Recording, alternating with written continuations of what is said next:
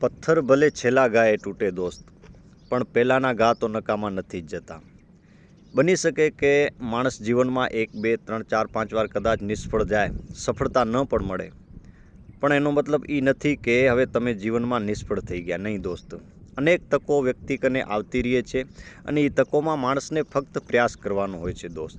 સખત મહેનત, નવી સ્કિલ અને રોજ એટલું તમે વાંચો, કારણ કે જે સૌથી વધારે નોલેજ તમારી પાસે હશે ને, એ નોલેજ જ દોસ્ત તમને આગળ લઈ જશે, બાકી કોઈ કામ નહીં આવે.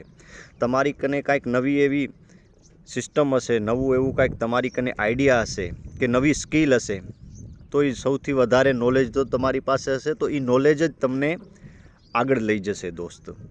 એટલે પથ્થર ભલે છેલ્લા ગાએ તૂટે, પણ એના પહેલાંના ઘા તો નકામા નથી જ જતા મિત્રો.